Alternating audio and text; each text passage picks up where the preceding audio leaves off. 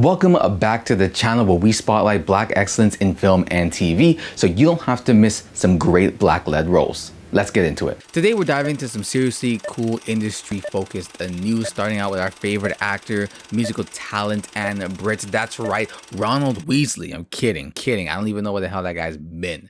I'm not even sure he's alive. Probably. No, we're talking about Idris Elba.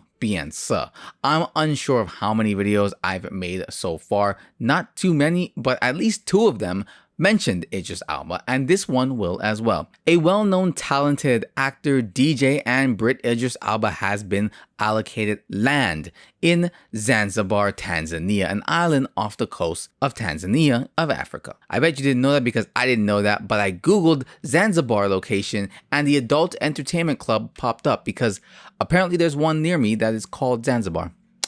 Food for thought if you're in Toronto.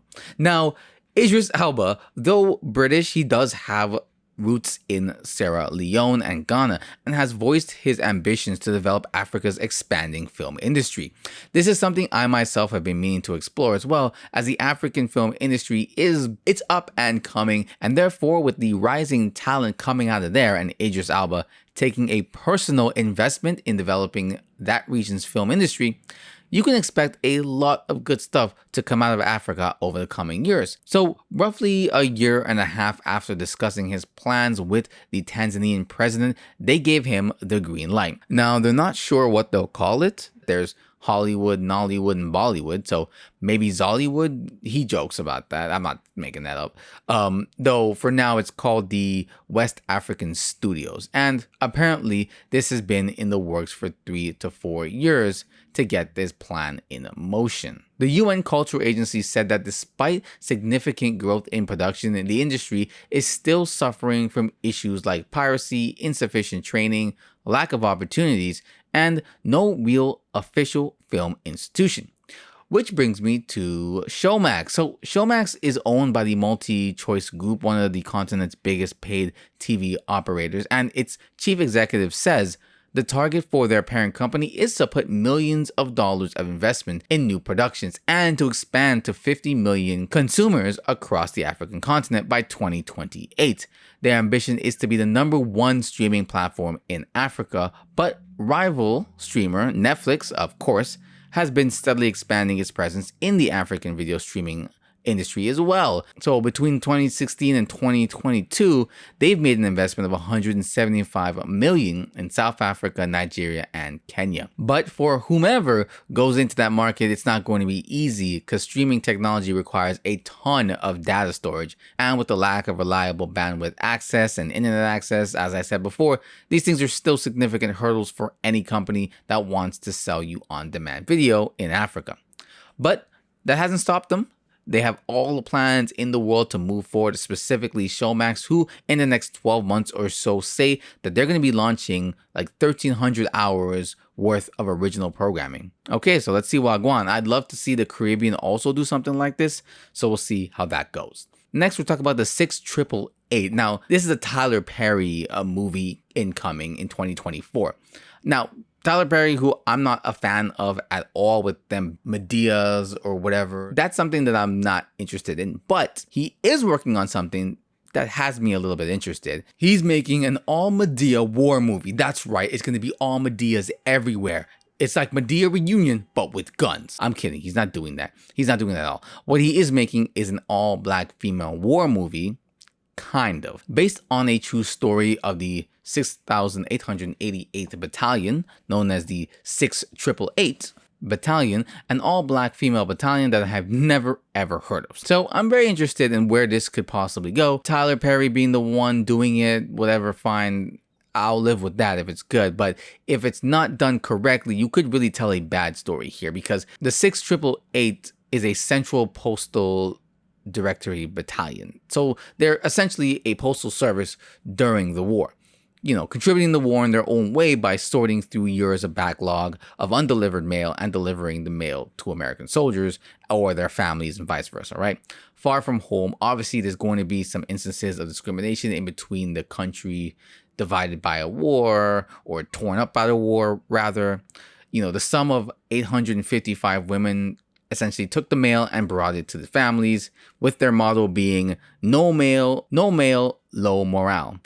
Not the most catchy motto, but it gets the point across. But all in all, they delivered 17 million pieces of mail when the US needed it the most, and this is essentially their story. Now, this story is about a group of women, the only female Army Corps, and they were all colored. It doesn't sound like the most high-stakes, exciting, action-packed movie you'd expect from a World War II movie, and technically most of the events, I believe, take place after the war, so you're unlikely to see any combat given the time they actually started. But done well, you can tell a really heartwarming tale. Known as the WAC, the Women's Army Corps, they had members of Caribbean and Mexican descent as well. Now, Congress established the WAC on July 1st, 1943. The women would train 4 to 6 weeks in basic and then an additional 4 to 12 weeks of specialist training. First Lady Eleanor Roosevelt and Miss Mary McLeod successfully pushed for the admittance of Black women in the WAC, and with the voices of various African American organizations demanding that Black women in the WAC get the opportunity to serve overseas, it finally happened. In 1944, the War Department gave in to their demands, and the 688 Central Postal Directory Battalion was created. The challenge was to get the mail out in a timely manner, as they were severely backlogged. We're talking years and years. On February 3rd, 1945, they sailed for Britain. There were segregation problems and ton of racial issues that they have to deal with when they get there, and I'm sure the movie will explore and cover all of this in depth. At least I'm hoping it does. So we'll have to wait and see kind of what's coming next. No trailer at the moment, unless you are seeing one right now and then I'm wrong. Megalopolis. Okay, so we're going to end on something a little lighter. I do have one more thing after this. Definitely not for the faint of heart. This movie doesn't necessarily circulate around Black culture, by the way. The main character isn't Black. The co-star is, and it's Natalie Emmanuel in this very strange passion project from the director of The Godfather. Now, you would think having such a prolific film under your belt, for one, among other things, but being one of the, most well-known in the industry, even if regular people aren't aware of you, they're definitely aware of your movie. And the industry definitely knows you and should show you respect. But this movie, called Megalopolis, took Francis Ford Coppola about 40 years or so to get this project done. Now, he was, piecing it together, to use his words, kind of jotting down ideas and notes till he eventually and finally decided to move forward with the script that he put together. Now, so not exactly 40 years, but being refused by investors, plenty of distributors, even after the film was done. To get this thing made, he had to put his own hard-earned cash into it. And then finally, when he got it done, getting a distributor to just show it was also a pain. So the creation process for this film was no easy feat to begin with, and the distribution was not easy. But with actors like Adam Driver, Natalie Emmanuel, Morpheus, as he will always be known to me as, Lawrence Fishburne, Shia LaBeouf, Amy Plaza, and more, I really want to just put this on people's radar. It's coming out September of this year, 2024, and it's definitely a passion project, 100%. Now, the film is sci-fi. It takes place in this sort of futuristic, semi-modernist New York. It's about, from what I can understand, 3 political factions vying for power and control over the future direction of the city, with a Roman backdrop of a story. The Roman part being taken from a previous Roman story that may or may not be fiction. The title for it is and hopefully I'm not butchering this too badly, the Cotillianarian Conspiracy, which is, again, contested tale about whether or not it actually happened or not, or if it happened in that way.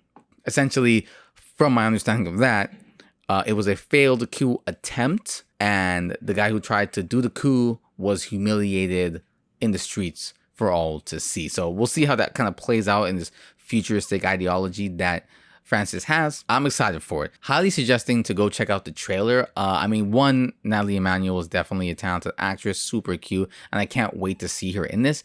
But honestly, I just can't wait to watch this. It's very strange. It's very much up my alley, the political intrigue, the sci-fi, and the weirdness. I want to say, if you like films and things, that are kind of weird, a little bit stretching of the mind, almost dreamlike. Maybe if you enjoyed Cloud Atlas. This would be something you'd enjoy. Or the Zero Theorem, I believe it's called. Or The Imaginarium of Dr. Parnassus. Those are kind of the films I would say I might be able to relate it to, but that might even be completely wrong as well. You know, check out the trailer, see for yourself if it's something that you like. I just want to make sure I at least put it out there so hopefully more people can watch and be aware. I don't expect it to do well, but I do expect a cult following from this. Alright guys, like, comment, subscribe, come back for more, and let me know what you think about this movie especially. I'm really interested and it's very weird, very up my alley, so let me know what you think as well. Come back for more.